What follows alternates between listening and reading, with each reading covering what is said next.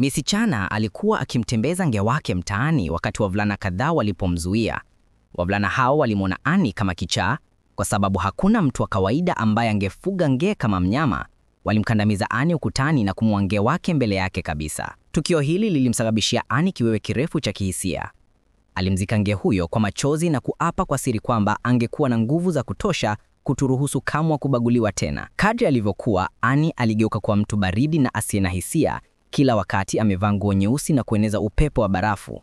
Siku moja Annie aligundua kwamba mdogo wake alikuwa amefungwa ndani ya kabati na wanafunzi wenzake. Tena, kwa kugusa tu mwili wa mdogo wake, Annie alitumia uwezo wake wa kusoma mawazo kuwapata wanafunzi waliomnyanyasa. Mtu pekee anayeruhusiwa kumtesa mdogo wangu ni mimi. Kisha akamwaga mifuko miwili ya samaki aina ya piranha kwenye bwawa la kuogelea la shule. Ni wazi, shule ya kawaida haikuweza tena kumchukua mwanafunzi kama Annie, hivyo mama yake alimtuma Nevermore Academy, shule iliyojitolea kusajili wanafunzi wenye uwezo wa kipekee. Shule hiyo ilikuwa makao ya vampire waliovaa miwani ya jua na kunywa vinywaji vyekundu, werewolf wenye nywele za dambe wanaobadilika chini ya mwezi mpevu, na siren ambao wanaweza kuwavutia watu kwa uimbaji wao, na wazao wa Gorgon Medusa wenye uwezo wa kipekee wa kuwafanya wengine kuwa jiwe. Muda si mrefu Annie alikutana na mwenzake wa chumba, Enid, werewolf, ambaye hakuweza kubadilika wakati wa mwezi mpevu. Ushahidi pekee wa utambulisho wake wa werewolf ulikuwa makucha yake makali. Hata hivyo, Enid alikuwa na utu wenye furaha na alimkaribisha Annie kwa uchangamfu, hata kumpa ziara ya shule. Baada ya kumaliza taratibu za usajili wa Annie, mama yake alijiandaa kuondoka.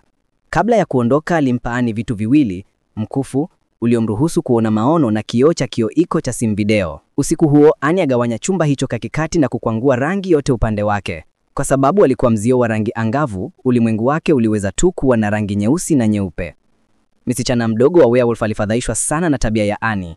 Alicheza kimakusudi muziki wa sauti kubwa wakati Annie alikuwa akijikita katika kuandika riwaya yake na kucheza kwa furaha kuzunguka chumba. Makiniko ya Annie ilivunjika na kwa hasira alimwamuru msichana werewolf azime muziki. Kujibu, msichana werewolf alificha makucha yake makali. "Usinichezee. Pata huyu ana makucha na siogopi kuyatumia." Wakati hawa wawili walikuwa karibu kupigana, mwalimu aliwasili kwa wakati. Msichana werewolf haraka alirudisha makucha yake. Mwalimu alimpa Annie chungu la dahlias na kuwaelekeza hasa Annie na msichana werewolf wasifichue makucha yao kwenye chumba cha kulala na wasijaribu kuuana wakati mwingine. Ni wazi, mwalimu alijua tayari nini wote wawili walikuwa kifikiria. Waliweza tu kufanya mapatano ya muda, na Annie hivi karibuni alipata changamoto inayofuata: